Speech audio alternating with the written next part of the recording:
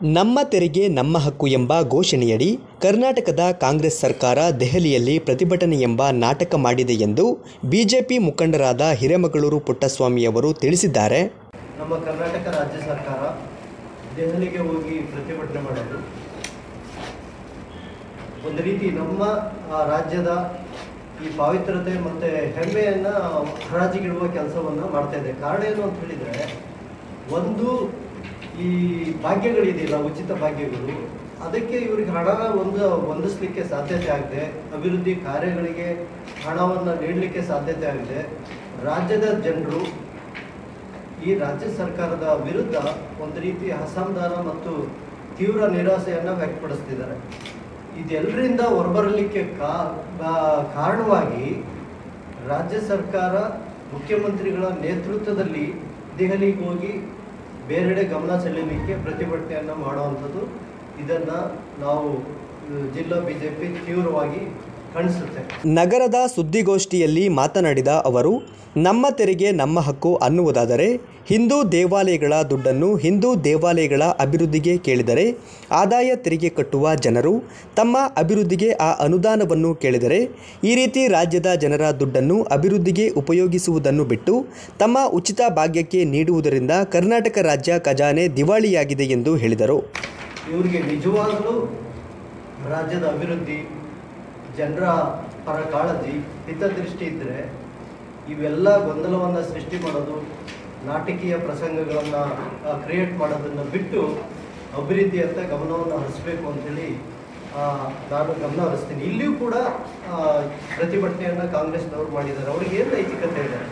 ಒಂದು ಆಣಿ ಹಣವನ್ನು ತರಲಿಕ್ಕೆ ಅವರಿಗೆ ಇಲ್ಲಿವರೆಗೂ 9 ತಿಂಗಳಾಗಿದೆ. ಒಂದು ಆಣಿ ಅಭಿವೃದ್ಧಿಗೆ ಹಣವನ್ನು ತರಲಿಕ್ಕೆ, ಅನುದಾನವನ್ನು ತರಲಿಕ್ಕೆ ಸಾಧ್ಯತೆ ಆಗದ ಕಾಂಗ್ರೆಸ್ಸು ಇಲ್ಲೂ ಕೂಡ ಜಿಲ್ಲೆಯ ಜನರ ಗಮನವನ್ನು ಬೇರೆಡೆ ಸೆಳೆಯಲಿಕ್ಕೆ ಈ ಥರದ ಒಂದು ಷಡ್ಯಂತ್ರ ಮಾಡಿ ಪ್ರತಿಭಟನೆ ಪ್ರಲಾಪವನ್ನು ಮಾಡಿದ್ದಾರೆ. ಇದೊಂಥರ ನೋಡುಗರಿಗೆ ಮತ್ತು ಜನರಿಗೆ ಒಂಥರ ಅಸಹ್ಯ ಅನಿಸಿದೆ.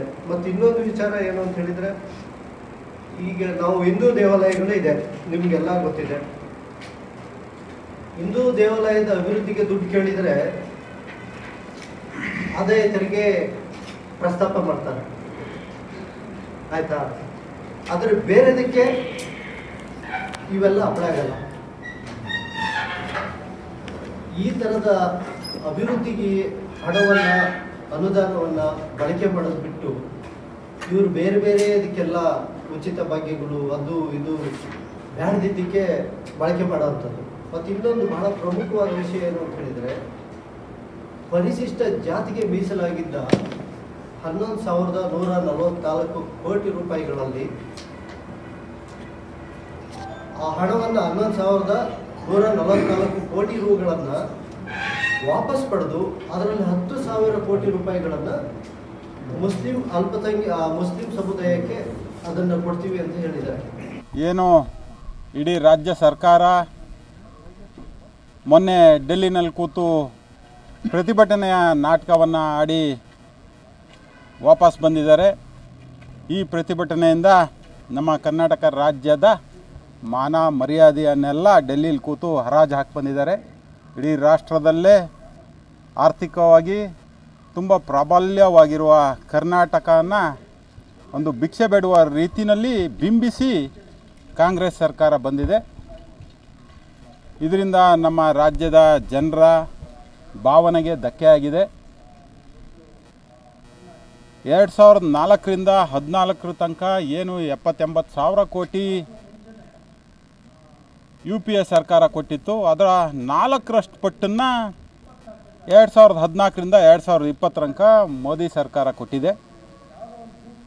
ಏನು ಕೇಂದ್ರ ಸಚಿವೆ ವೈಟ್ ಪೇಪರನ್ನು ಹೊರಡಿಸಿ ಲೆಕ್ಕಪತ್ರವನ್ನು ಕೊಟ್ಟಿದ್ದಾರೆ, ಅದೇ ರೀತಿ ಸಿದ್ದರಾಮಯ್ಯನವರು ನೇರವಾಗಿ ಶ್ವೇತಪತ್ರವನ್ನು ರಾಜ್ಯ ಸರ್ಕಾರ ಹೊರಡಿಸಿ ರಾಜ್ಯದ ಜನಕ್ಕೆ ಲೆಕ್ಕಪತ್ರ ಕೊಡಿ, ನೀವು ಹೇಳೋ ಸುಳ್ಳು ಲೆಕ್ಕಗಳು, ನೀವು ಹೇಳೋ ಗೊಂದಲಮಯವಾದ ವಿವರಣೆಗಳನ್ನ ಜನ ಕೇಳೋದಕ್ಕೆ ಇಚ್ಛಿಸ್ತಾ ಇಲ್ಲ. ಸೂಲಿಬೆಲೆ ಅವರು ಚಿಕ್ಕಮಗಳೂರಿಗೆ ಬಂದಿದ್ದರು.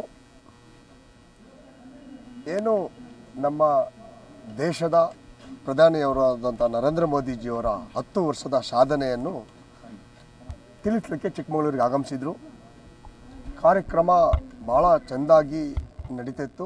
ಆ ಕಾರ್ಯಕ್ರಮದಲ್ಲಿ ಮಾಜಿ ಸಚಿವರಾದಂಥ CT ರವೀಣ್ಣನವರಿದ್ದರು, ಸ್ವಾಮೀಜಿಗಳಿದ್ದರು, ಸಾಕಷ್ಟು ಮಹಿಳೆಯರಿದ್ದರು, ಹಿರಿಯರು ಕೂಡ ಇದ್ದರು. ಆ ಕಾರ್ಯಕ್ರಮ ಚೆನ್ನಾಗಿ ನಡೀತಾಯಿತ್ತು. ಆ ಕಾರ್ಯಕ್ರಮದಲ್ಲಿ ಅಶಾಂತಿ ಮೂಡಿಸ್ಬೇಕನ್ನೋ ಉದ್ದೇಶ ಇಟ್ಕೊಂಡು ಕಾಂಗ್ರೆಸ್ಸಿಗರು ಬಂದಿಯಲ್ಲಿ ಅಶಾಂತಿ ಮೂಡಿಸೋ ಉದ್ದೇಶದಿಂದನೇ ಅಲ್ಲಿಗೆ ಬಂದಿದ್ದಾರೆ.